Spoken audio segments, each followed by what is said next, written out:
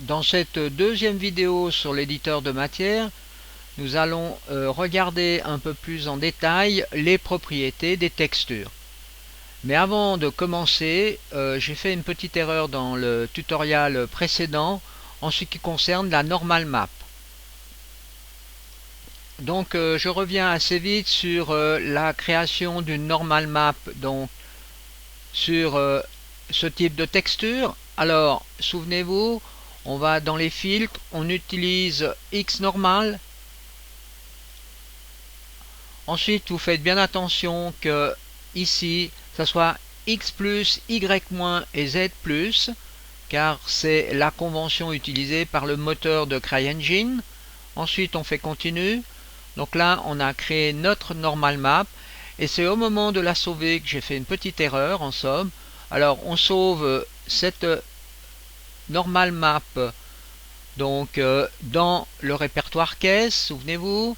Donc ici la normal map, eh bien il faut appeler la normal map WordCase underscore et ici c'est DDN, car autrement vous aurez une erreur de compilateur. Alors vous faites enregistrer, alors il existe déjà. Ensuite vous choisissez normal map love Q ou bien IQ. Là je fais love et je fais OK. Maintenant si je reviens dans l'éditeur Sandbox, sur la caisse, dans la matière qui est utilisée pour texturer cette caisse, et bien ici vous voyez on a sous bump map on peut mettre une normal map. Alors je clique à cet endroit et je mets la normal map. Alors cette fois-ci c'est WordCase ddn.tif open. Et là maintenant si je passe ici, et bien j'ai les textures correctement. Là j'avais une erreur de compilateur, donc maintenant ce n'est plus le cas. Regardons maintenant les propriétés. Alors ici on a en premier ici le material setting. Ici on définit le type de shader qu'on va utiliser pour notre matériel. Alors par défaut on utilise le système Illumine Shader, qui est le shader le plus couramment utilisé et qui peut être utilisé dans de grandes variétés d'effets. S'il n'y a pas de shader spécifique pour un type d'effet, eh bien vous pouvez utiliser ce shader. Vous voyez donc ici que l'on a plusieurs shaders à disposition, suivant si on utilise par exemple ici les cheveux. Donc pour les yeux, donc on a à chaque fois des shaders appropriés. Alors si on ne trouve pas le shader qu'il nous faut, eh bien on utilise donc ce shader. En plus dans les shaders vous pouvez utiliser les surfaces types. Alors ici par exemple on a du bois, alors on pourrait utiliser par exemple wood pour avoir un rendu encore meilleur donc sur par exemple la caisse. Donc vous pouvez ici choisir une surface, un type de surface par rapport à la matière que vous utilisez.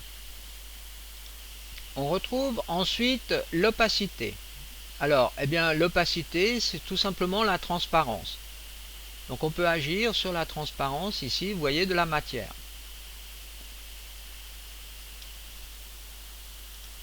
Pour mieux comprendre la variable alpha test, eh bien, on va créer une nouvelle texture donc dans Photoshop avec un canal alpha. Donc vous sauvez ceci toujours de la même façon. Dans le répertoire caisse, j'appelle ceci donc gris underscore diff, enregistré. Et ici, je choisis ici, vous voyez, diffuse avec un alpha test. OK. Et ensuite, j'applique donc cette texture donc ici, à cet endroit, sur la partie diffuse. Et maintenant, vous allez voir donc à quoi sert le canal alpha. Et bien ici donc on a vu donc on peut agir sur l'opacité. Mais ici, si l'on a un canal alpha, eh bien on peut ici, vous voyez, simplement changer la valeur la mettre à 1 et le canal alpha donc entre en fonction, et on a donc bien l'effet de grille qui est respecté. La variable additive va permettre de faire un mélange entre le background et l'objet au moment où on met un peu de transparence.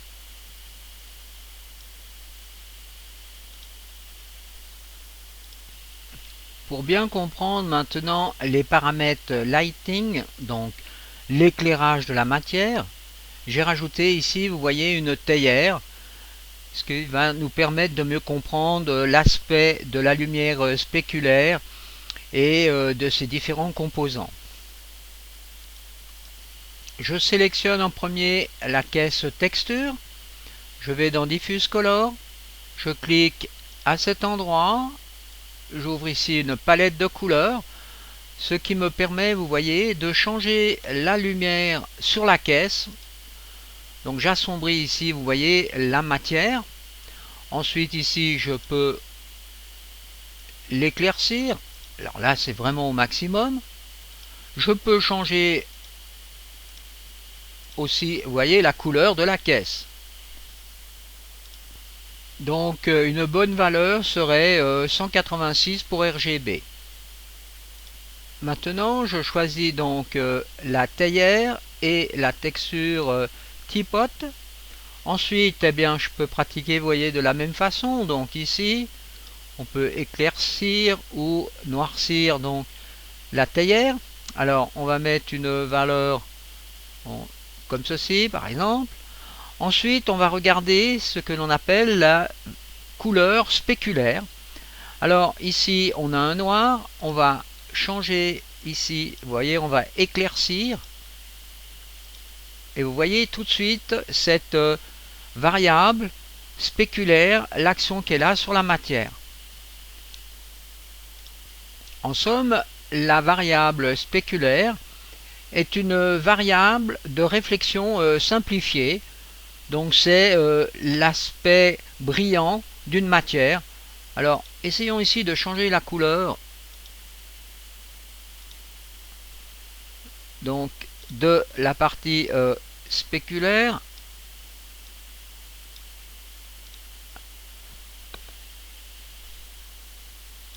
Donc à cet endroit on voit bien l'effet donc légèrement jaune de la partie spéculaire, un peu moins sur la théière, mais il y a quand même effectivement un peu quelque chose.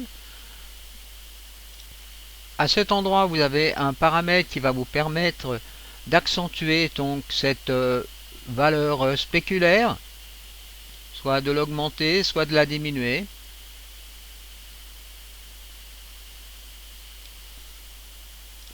Ici, on a une nouvelle variable glossiness qui est en réalité l'éclat de la matière. Alors, on peut voir maintenant l'action sur la théière. Je vais changer, donc, vous voyez, on voit tout de suite l'action sur la matière et on constate que ceci va nous permettre de changer le type de matière, soit avoir une matière un peu plastique ou bien une matière métallique. Si l'on a une valeur petite pour l'éclat, comme par exemple ici 32, vous voyez ici on a plus ou moins à faire un effet d'une matière plastique.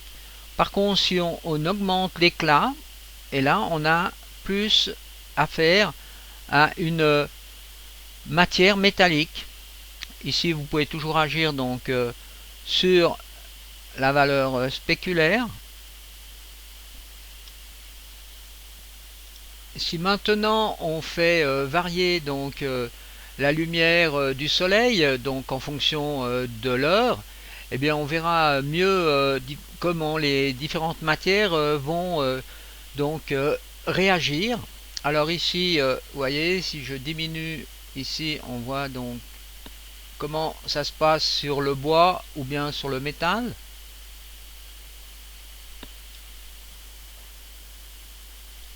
Donc ceci sera la fin de cette deuxième vidéo. Nous verrons dans la prochaine vidéo donc les textures map.